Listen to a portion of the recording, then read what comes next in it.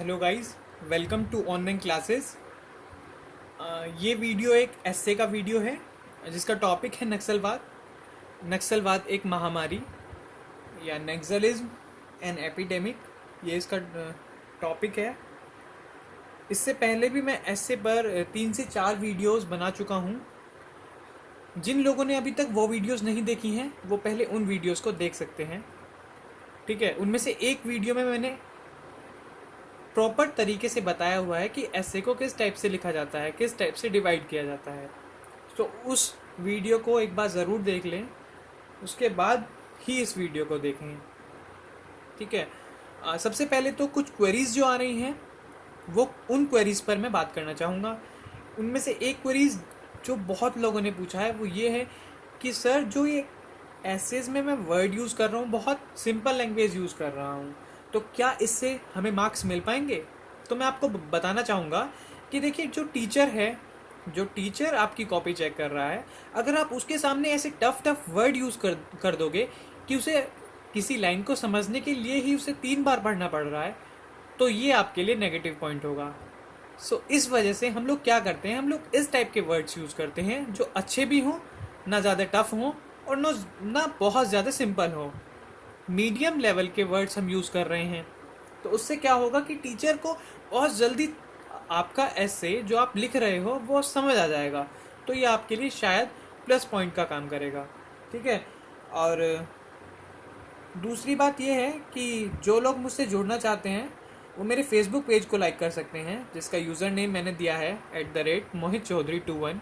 ये user name है, आप इसे डालिए, मेरा पेज खुल जाएगा जिसका नाम है ऑनलाइन क्लासेस। उस पेज को आप लाइक कर सकते हैं और साथ ही साथ मेरे यूट्यूब चैनल को भी सब्सक्राइब कर सकते हैं। नक्सलवाद पर हम डिस्कस करते हैं। साथ ही साथ मैं आपको ये भी बताना चाहूँगा कि देखिए, टॉपिक को सबसे पहले अंडरस्टैंड करना सीख लीजिए कि टॉपिक आपसे क्या पूछ रहा है और आपको क्या क्या उस टॉपिक पर लिखना है। किसी भी टॉपिक पर लिखने से पहले एक बार 2 से 3 मिनट सोच ज़रूर लीजिए, क्योंकि आपके पास जिनके पास 250 वर्ड्स हैं, जो सीजीएल की तैयारी कर रहे हैं, सीएचएसएल के लिए अपना ऐसे डिस्क्रिप्टिव पेपर की तैयारी कर रहे हैं, उनके पास इतने वर्ड्स नहीं होते कि वो बहुत ज़्यादा लिख पाएँ। उनके पास लिमिटेड वर्ड्स हैं और लिमिटेड वर्ड्स में ऐसे लिखना बहुत टफ होता है, क्योंकि आपको सिर्फ मेन बातें ही उसमें देनी है। उसके लिए आपको थोड़ा प्रैक्टिस करना होगा। प्रैक्टिस करते रहिए। साथ ही साथ न्यूज़पेपर पढ़िए, रेगुलरली न्यूज़पेपर पढ़िए, चाहे आप हिंदी मीडियम से हैं चाहे इंग्लिश मीडियम से हैं, मैटर नहीं करता। मैटर ये करता है कि आपको न्यूज़पेपर पढ़ने से करंट्स की इवेंट्स पता लगते रहेंगे, जो भी आपके चारों ओर चल रहा है। अगर उससे टॉपिक पूछा गया तो आप लिख पाएंगे अच्छा। और साथ ही साथ जब आप न्यूज़पेपर एक हैबिट में अपनी ला देते हैं, तो आपको वर्ड्स नए नए पता लग जाते हैं। और इन वर्ड्स का पता है फ़ायदा कब होता है? जब आप कोई भी चीज़ लिख रहे होते हैं तो आपके माइंड में ये वर्ड्स अपने आप ही आने लगते हैं। ठीक है। स्टार्ट करते हैं। नक्सलवाद एक महामारी। पहले की तरह ही मैंने इस एस्से में एक कोटेशन की तरह ही एस्से को स्टार्ट किया है। अब बात ये आती है कि कोटेशन कैसे लिखी जाए। देखिए, कोटेशंस का ये होता है कि कोटेशंस आप, जैसे नक्सलवाद की और आतंकवाद की कोटेशंस सेम रहेंगी, सिर्फ आपको नक्सलवाद के स्थान पर आतंकवाद करना है। बेटियों से रिलेटेड कोई ऐसे पूछा जाता है तो उसकी 4-5 कोटेशन तैयार कर लीजिए। वो कोई भी, अगर बेटियों से रिलेटेड या वुमेन से रिलेटेड कोई भी आपको का ऐसे पूछा जाता है तो आप वहाँ पर यूज़ कर सकते हैं। साथ ही साथ बहुत से ऐसे हैं कि उन्हें आप कुछ ऐसे लाइंस तैयार कर लीजिए जो आपको बहुत फ़ायदेमंद देंगी। सोशल साइट्स पर इतने अच्छे अच्छे कोर्स मिल जाते हैं और आज के टाइम में सभी लोग सोशल साइट्स यूज़ कर रहे हैं, तो उसका थोड़ा फ़ायदा उठाइए। ठीक है। अपने करंट टॉपिक्स जो भी आप तैयार कर रहे हैं उस पर भी इन चीज़ों को तैयार करते चलिए, क्योंकि 60% चांस है कि शायद जो ऐसे आपने पढ़ा है वो ही आ जाए। अगर नहीं भी आता है तो देखिए, एग्जामिनर जो एसएससी या फिर कोई भी एग्ज़ाम ऐसा देता है जिस टॉपिक के बारे में सभी को थोड़ा बहुत पता ही होता है। बट ये बात है कि हर कोई उस टॉपिक को इतना अच्छा नहीं लिख पाता। तो आपको क्या करना है, सिर्फ अपने राइटिंग स्किल्स अच्छी करनी है, क्योंकि टीचर को ये मैटर नहीं करता कि आपको कितना नॉलेज है। मैटर ये करता है कि आप लिख क्या रहे हैं, आपने किस टाइप से लिखा है। ठीक है। तो आप लोगों को क्या करना है, यही रीज़न है कि यूपीएससी की, मतलब बहुत से बंदे ऐसे होते हैं जो यूपीएससी की तैयारी कर रहे होते हैं और एक ही अटेम्प्ट में अपना क्लियर कर जाते हैं।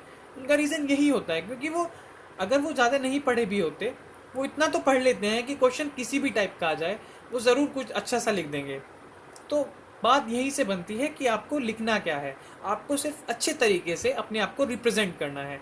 वहाँ पर आप खुद तो होंगे नहीं है टीचर को समझाने के लिए, तो आपने जो भी लिखा है उसी लाइन से उसे सब कुछ समझ आ जाना चाहिए। ठीक है, तो अब ज़्यादा टाइम ना लेते हुए स्टार्ट करते हैं। नक्सलवाद का विस्तार है जन जन की परेशानी, मिट्टी में मिला खून है देही में बना पानी, इस देश में बढ़ जाएगा ये सोचा नहीं था, क्यों ठहर नहीं जाता कहता हर हिंदुस्तानी। ठीक है, शोषण और भ्रष्टाचार के कारण हमारी समस्त व्यवस्थाओं के विरोध स्वरूप उत्पन्न विचारधारा से प्रारंभ होकर एक जन आंदोलन के रूप में विकसित होते हुए आतंक के पर्याय बने नक्सलवाद बंगाल से प्रारंभ होकर संपूर्ण भारत में एक विनाशकारी महामारी की भांति फैल गया है। ठीक है, ये मैं कहना ये चाह रहा हूँ कि शोषण जो हमारे देश में देखिए शोषण इतना हो रहा है, भ्रष्टाचार भी बहुत फैला हुआ है, इन सब से और हमारी जो व्यवस्था चल रही है उसके विरोध में जो एक विचार लोगों के मन में आया है, जो एक उस विचार के कारण जो आंदोलन चला है, उसी के कारण से हमारे देश में जो नक्सलवाद स्टार्ट हुआ था वो कहाँ से हुआ था, बंगाल से स्टार्ट हुआ था, और आज के टाइम में संपूर्ण भारत में एक विनाशकारी महामारी की भांति फैल गया है। ठीक है, हर कहीं ना कहीं हर स्टेट में थोड़ी थोड़ा जगह इस टाइप की चीज़ें मिली जाती हैं। कुछ स्टेट ज़्यादा फेमस है इनके लिए, जहाँ पर बहुत ज़्यादा ये सक्रिय हैं। ठीक है, नक्सलवाद जो है वो कम्युनिस्ट क्रांतिकारियों के उस आंदोलन का अनौपचारिक नाम है जो भारतीय कम्युनिस्ट आंदोलन के फलस्वरूप उत्पन्न हुए थे। ये आंदोलन हुआ था 1970 या 67 के बाद ही हुआ था। ठीक है, उसके फलस्वरूप उत्पन्न हुआ। अब नक्सल शब्द की उत्पत्ति पश्चिम बंगाल के गांव नक्सलबाड़ी से हुई। नक्सल शब्द की उत्पत्ति हमने बता दी, नक्सल की शब्द की उत्पत्ति जो हुई है वो कहाँ से हुई है, पश्चिम बंगाल के गांव नक्सलबाड़ी से हुई है, जहां भारतीय कम्युनिस्ट पार्टी के नेता, भारतीय कम्युनिस्ट पार्टी जो थी उसके नेता थे चारू मजूमदार और कानू सान्याल ने सन 1967 में सत्ता के खिलाफ सशस्त्र आंदोलन की शुरुआत की। ठीक है, उन्होंने क्या किया था 1967 में सत्ता के खिलाफ, जो गवर्नमेंट चल रही थी, कांग्रेस की गवर्नमेंट थी, उसी के खिलाफ सशस्त्र आंदोलन की शुरुआत की। सशस्त्र आंदोलन मतलब बिना शस्त्र के। ठीक है, सशस्त्र आंदोलन की शुरुआत की, परंतु आगे चलकर यह आंदोलन एकाधिक शाखाओं में विभाजित होकर, जो ये आंदोलन था, ऑब्वियसली बात है जब कोई एक आंदोलन चलता है, जैसे जैसे टाइम पीरियड बढ़ता जाता है तो वो आंदोलन एक स्वरूप में न रहकर अपने स्वरूप को बदल लेता है। तो यहाँ भी यही हाल हुआ, जो वो आंदोलन था वो एक से अधिक शाखाओं में विभाजित हो गया। अब इससे आगे देखते हैं। ठीक है, जो शस्त्रों सहित उनका आंदोलन चला था वो आंदोलन क्या हुआ, आगे जाकर एक से अधिक शाखाओं में विभाजित हो गया और अपने लक्ष्य और विचारधारा से विभक्त हो गया और नक्सलवाद के जन्म हेतु उत्तरदायी बना। देखिए ऑब्वियसली बात है, जब बहुत सारी शाखाएं उसकी हो गई तो उनके अलग अलग लीडर्स हो गए होंगे और सभी का काम करने का तरीका अलग होता है। तो दैट्स वाई हमने यहाँ लिख दिया कि अपने लक्ष्य, जो उनका लक्ष्य था, मेन लक्ष्य था वो से, और विचारधारा जो उन्होंने विचार, जिस विचार को लेकर यह आंदोलन स्टार्ट किया था, ये यहाँ से विभक्त हो गए थे और नक्सलवाद के जन्म हेतु उत्तरदायी बने। नक्सलवाद का जन्म यहाँ से स्टार्ट हो गया। ठीक है, अब जनता है परेशान, परेशान है सरकार, अद्भुत तरीके से है करता कौन चमत्कार, ठहरो जरा सोचो दिया किसने इन्हें हथियार, कोई तो कर रहा है इन जैसों पर भी उपकार। ठीक है, वर्तमान में नक्सलवादियों के दो संगठन पीपल्स वॉर ग्रुप एंड और माओवादी कम्युनिस्ट सेंटर बिहार, झारखंड, उड़ीसा और छत्तीसगढ़ में सक्रिय हैं। देखिए, अगर सपोज कीजिए कि आपको इस टॉपिक के बारे में आपको ये नहीं पता था कि दो संगठन कौन कौन से, तो आप लोगों ने ये लिख देना था कि वर्तमान में नक्सलवादियों के जो संगठन हैं वो बिहार, झारखंड और उड़ीसा और छत्तीसगढ़ में बहुत ज़्यादा सक्रिय हैं। ठीक है, तो इससे क्या होगा, आपने अपनी बात भी कहती और टीचर को ये भी नहीं पता चला कि आपको पता है या नहीं पता। ठीक है, अपितु कटु सत्य यह है कि भ्रष्ट व्यवस्था और पतित नैतिक मूल्यों के प्रतिकार से अस्तित्व में आई नक्सलवाद को आज भी वास्तविक पोषण हमारी व्यवस्था द्वारा मिल रहा है। यहाँ पर बात आती है कि जो वास्तविक पोषण इन्हें मिल रहा है वो कहाँ से मिल रहा है, हमारी व्यवस्था के द्वारा मिल रहा है। अब व्यवस्था जिसमें हम सभी भागीदार हैं, समाज प्लस सरकार भागीदार। ठीक है, समाज प्लस सरकार, व्यवस्था सिर्फ सरकार की नहीं है, व्यवस्था समाज और सरकार से मिलकर बनती है। तो एक तरीके से देखा जाए तो समाज और सरकार दोनों ने मिलकर ही नक्सलवाद को बढ़ावा दिया है। कई बार तो प्रतीत होता है कि हमारी व्यवस्था की रुचि इसे समाप्त करने के बजाय उसे बनाए रखने में अधिक है। तभी तो आए दिन हमारे सैनिकों की शहादत के पश्चात भी इनकी बढ़ती विषमताओं पर अंकुश लगाने के लिए कोई सार्थक प्रयास नहीं किए जा रहे हैं। देखिए, अभी कुछ टाइम पहले भी हुआ था जिसमें हमारे कई सैनिक शहीद हो गए थे, सीआरपीएफ के सैनिक। तो उसके बाद भी कोई ठोस कदम नक्सलिज्म पे नहीं चलाया गया। देखिए, सीरिया में अमेरिका अपनी सेना भेजकर युद्ध करा रहा है। 2013 में शायद वो युद्ध खत्म भी हो गया। तो उन लोगों के जितने सैनिक शहीद हुए उसके मतलब उनसे कम ही थे इंडिया में जो सैनिक शहीद हुए हैं, पर लेकिन अप्रोक्सीमेटली मतलब उनके आसपास ही हो रहे थे हमारे देश में भी सैनिक शहीद। तो इससे क्या होता है कि वो लोग तो दूसरे देश में आके युद्ध कर रहे हैं, हम लोग युद्ध भी नहीं कर रहे, अपने देश में ही हैं, तब भी हमारे सैनिक इतने ज़्यादा शहीद हो रहे हैं। तो इसका मतलब तो साफ साफ निकलता है कि सरकार ने अभी तक इसके खिलाफ कोई ठोस कदम उठाया ही नहीं है। अब आगे देखते हैं। भरा नहीं जो भावों से, बहती जिसमें रसधार नहीं, वह हृदय नहीं है, पत्थर है जिसमें स्वदेशी का प्यार नहीं। ये एक कोटेशन मैंने लिख दिया है। उसके बाद हम कारण पर देखते हैं कि नक्सलिज्म, जो नक्सलवाद हमारे देश में फैल रहा है, उसके क्या कारण हैं। भारत में नक्सलवाद नाम की इस महामारी के कई कारण सामने आते हैं, परंतु इसके मूल कारणों के लिए यह तथ्य उचित प्रतीत होता है। प्रजातंत्र की निरंकुशता और विफलता ही नक्सलवाद के जन्म का कारण है। प्रजातंत्र, जो हमारे देश में प्रजा का तंत्र चल रहा है, लोकतंत्र चल रहा है, उसकी निरंकुशता और विफलता ही नक्सलवाद के जन्म का कारण है। अगर 1967 में ही इसका दमन कर दिया जाता तो आज हम इस कंडीशन में नहीं आते। ठीक है, तो निरंकुशता किसकी हुई? हमारे सिस्टम की, हमारे प्रजातंत्र की। परंतु साथ ही साथ माओवादी रूपी नकाब को ओढ़कर चलने वाले नक्सलवादी के पैर पसारने के निम्न कारणों को भी नजरअंदाज नहीं कर सकते। अब नीचे कुछ कारण हम देखेंगे। फर्स्ट, सामाजिक विषमता। सामाजिक विषमता वर्ग संघर्ष की जननी है। आज़ादी के बाद भी भारत में सामाजिक विषमता में कोई कमी नहीं आई। इसका प्रयोग अथवा लाभ नक्सली युवाओं पर मानसिक हथियार के रूप में करते हैं। हमारे देश में सामाजिक विषमता बहुत ज़्यादा चलता है। वर्ग यहाँ पर बटे हुए हैं कि आप इस वर्ग के हो, आप इस वर्ग के हो, इस वर्ग के लोग इस वर्ग के लोगों को नीचा समझते हैं, या इस वर्ग के लोग इस वर्ग के लोगों को ऊंचा समझते हैं। इस प्रकार के लोगों ने वर्ग यहाँ पर बांटे हुए हैं, जो कि एक तरीके से लोगों को मानसिक आहत देने के लिए बहुत बड़ा रोल आज के टाइम में निभा रहे हैं। तो नक्सलवादी क्या करते हैं, जो जहाँ पर वो लोग बहुत सक्रिय होते हैं, वहाँ के युवाओं को गुमराह करते हैं और उनके मन में ऐसी ऐसी बातें डालकर उन्हें नक्सलिज्म के लिए प्रेरित करते हैं। ठीक है। सेकंड है शोषण की प्रवृत्ति। भारतवर्ष में शोषण की समस्या भी प्रमुख है, जिसका फायदा नक्सली शोषितों को भ्रमित कर हिंसक प्रवृत्ति प्रदान करते हैं। वर्ग संघर्ष है तो उच्च वर्ग के लोग जो हैं वो निम्न वर्ग के लोगों को कई बार शोषित भी कर देते हैं, जिसके कारण से नक्सलवादी इसका फायदा उठाते हैं और उन युवाओं को गुमराह कर कर अपने पास बुला लेते हैं। राजनीतिक इच्छा शक्ति का अभाव। न्याय सत्ताधीशों द्वारा अभी तक इनके प्रति कोई ठोस कदम नहीं उठाए हैं, जिस कारण से इनका मनोबल बढ़ता जा रहा है। देखिए 1967 में स्टार्ट हुआ था, 2017 आ गया है, पर लेकिन अभी तक इसका दमन नहीं हो चुका है, नहीं हो पाया है।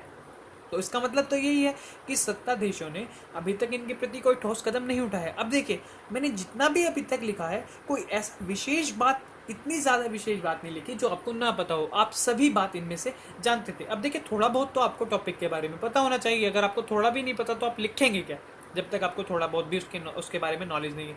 तो इसीलिए मैंने आपसे कहा कि न्यूज़पेपर में ये सब चीज़ें आई थी, वहाँ से अगर आप पढ़ लेते तो आपको टॉपिक तैयार करने की भी आवश्यकता ना पड़ती। तो आप लोगों ने क्या करना है, एक तो लिखना बहुत है। लिखना बहुत से मतलब है कि प्रैक्टिस ज़्यादा करनी है थोड़ी, कि कोई भी एक रैंडम टॉपिक उठाइए, उस पर प्रैक्टिस कर लीजिए। ठीक है, 250 या 300 वर्ड्स पर लिखिए उसे बिल्कुल एक्यूरेटली, जिससे आपको पता लगे कि आप उस ऐसे को पढ़ रहे हो तो आपको समझ आ रहा है कि मैंने क्या लिखा है या नहीं लिखा है। बस आप समझ जाएंगे कि मैं कहाँ गलती कर रहा हूँ। ऐसे को लिखने के बाद उसे ढंग से पढ़ना भी ज़रूर, एक एग्जामिनर की तरह पढ़ना, कि ये आपको पढ़कर समझ आ रहा है या नहीं समझ आ रहा है। ठीक है, अब आगे चलते हैं। अब इसका फोर्थ रीजन है लचीली कानून व्यवस्था, विलंबित न्याय एवं कड़े कानून का अभाव। अपराधियों के प्रति कड़े कानून का अभाव, विलंब न्याय व्यवस्था और लचीली कानून व्यवस्था ने नक्सलवाद के हौसले बुलंद किए हैं। ठीक है, तो आप लोग जानते हैं कि हमारे देश में अपराधियों के प्रति कोई कड़े कानून नहीं है, इतने कड़े कानून नहीं है। हमारे देश में न्याय मिलते मिलते ही इतना टाइम लग जाता है, बहुत टाइम लग जाता है, 3-3 4-4 साल तक केसेस कोर्ट में ही चलते रहते हैं। तो दैट्स वाई इन लोगों के हौसले जो हैं काफ़ी बुलंद हो चुके हैं। तो इसके लिए हमें थोड़ा चेंजेस लाने होंगे। इन सभी कारणों के अतिरिक्त शिक्षा का अभाव, महंगी शिक्षा, स्थानीय लोगों में प्रतिकार की असमर्थता, भौतिक महत्वाकांक्षाओं का अनियंत्रित होना जैसे गंभीर कारण भी सम्मिलित हैं। देखिए, थोड़ा वर्ड लिमिट के वजह से ये बल्कि थोड़ा ज़्यादा ही हो गया है। 300 वर्ड्स के लिए मैंने लिखा था, बट ये थोड़ा ज़्यादा हो गया है, 500 वर्ड्स के करीब होगा। तो अगर आपको थोड़ा ज़्यादा लिखना है तो आप इन टॉपिकों पर भी डिस्कस कर सकते हो। शिक्षा का अभाव है, महंगी शिक्षा है, स्थानीय लोगों में प्रतिकार की असमर्थता है, मतलब वो लोग नक्सलिज्म के अगेंस्ट बोलते ही नहीं है। जो उनके ऊपर अत्याचार हो रहा है वो उसके अगेंस्ट मीडिया में नहीं बोल पाते। 1 से 2 अगर कोई बोलता भी है तो नक्सलवादी उन्हें आकर मार देते हैं, जिसके कारण ही जो वहाँ के लोग हैं, अगर उनका कोई इंटरव्यू होता है तो उनका फेस जो है ब्लर करके दिखाया जाता है। ठीक है, कभी भी रिवील नहीं किया जाता कि ये आदमी जो है ये बता रहा है कौन है, क्योंकि बहुत खतरा होता है। पहली बात तो वहाँ के लोग बोलते ही नहीं है, वो लोग उल्टा यही बोलते हैं कि पुलिस प्रशासन हमें परेशान कर रहा है। तो इसलिए थोड़ा प्रतिकार करना भी सीखना होगा। भौतिक महत्वाकांक्षाओं का अनियंत्रित होना, देखिए एक सबसे बड़ी कमी यहाँ पर ये है कि इंडिया के लोग थोड़ा काम करना कम चाहते हैं और पैसा ज़्यादा चाहते हैं। तो इस टाइप से ये लिखा हुआ है कि भौतिक महत्वाकांक्षाओं का अनियंत्रित होना, लोग वो डिज़ायर मतलब ज़्यादा इच्छा ज़्यादा रखते हैं अपनी। ठीक है, जैसे गंभीर कारण भी सम्मिलित है। मानवता पर घात कर जिन्हें न होता शौक, स्वार्थ शीश की चाह में उनका बढ़ता लोभ। अब आए हम उपाय की ओर। कारण देख लिए, अब उपाय करते हैं। अब देखिए, जब कारण इतने सारे बता दिए, उन्हीं कारणों को उपाय में बदल दो, हो गया नक्सलिज्म खत्म। ठीक है, जन असंतोषों के कारणों पर नियंत्रण और विकास के समान अवसरों की उपलब्धता की सुनिश्चितता के साथ कड़ी दंड प्रक्रिया नक्सली समस्या के उन्मूलन का मूल है।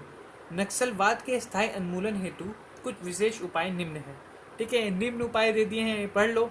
नक्सली समस्या के उन्मूलन हेतु दृढ़ राजनीतिक शक्ति की आवश्यकता है। सत्ताधीशों को दृढ़ता पूर्वक इस समस्या के विकराल रूप को समझकर ठोस कदम उठाने की आवश्यकता है।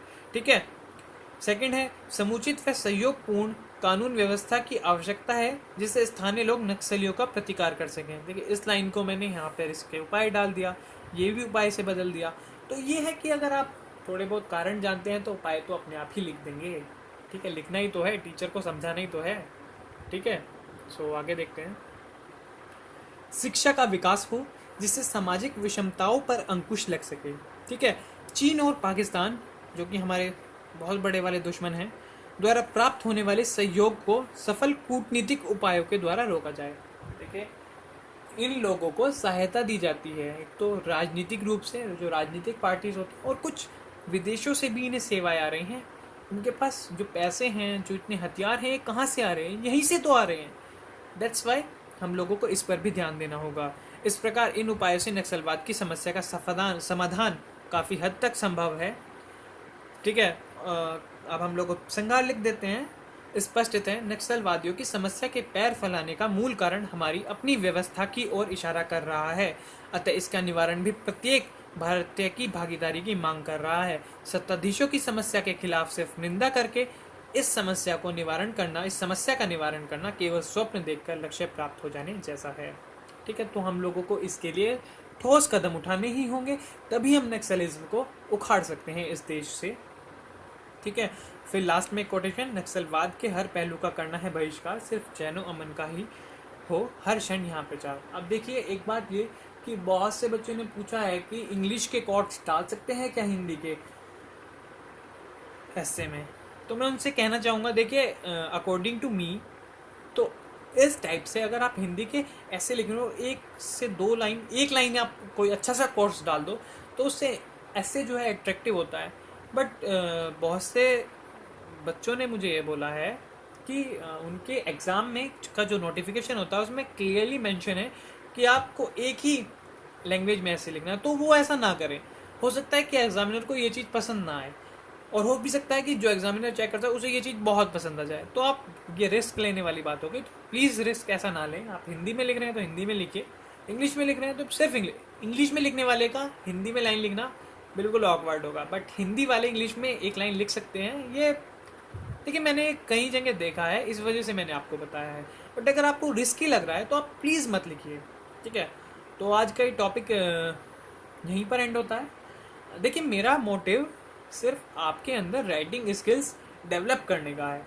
आपको ऐसे आप कहीं से भी अरेंज कर सकते हैं। अगर आपके पास एक बार राइटिंग स्किल्स आ जाए ना, तो आपको अरेंज करने की कभी ज़रूरत नहीं होगी। आप अपने आप से लिख सकते हैं, और यही सबसे बड़ा टैलेंट होगा, यही सबसे बड़ी स्किल होगी, ठीक है। तो आप लोगों को क्या करना है, मैं मतलब आपको ऐसे तो तैयार कर रहा हूँ, पर मैं आपको समझाना ये चाह रहा हूँ कि आप किस तरीके से अपने आप भी ऐसे लिख सकते हैं, ठीक है। अगर आप अपने आप ऐसे लिखना एक बार सीख जाएंगे तो आप इजीली कुछ भी कर सकते हैं, ठीक है। तो अगर आपको मेरी वीडियोस पसंद आई, ये वाली वीडियो पसंद आई, तो प्लीज़ लाइक कीजिए, मेरे चैनल को सब्सक्राइब कीजिए, एंड वीडियो को शेयर कीजिए अपने फ्रेंड्स के साथ। और कोई भी कमेंट हो आपका, कोई क्वेरी हो या कोई कॉम्प्लीमेंट हो, प्लीज़ कमेंट्स कीजिए, वीडियो को लाइक भी कीजिए, और हम नेक्स्ट टॉपिक में मिलेंगे नेक्स्ट वीडियो के साथ, ठीक है गाइस। Thank you.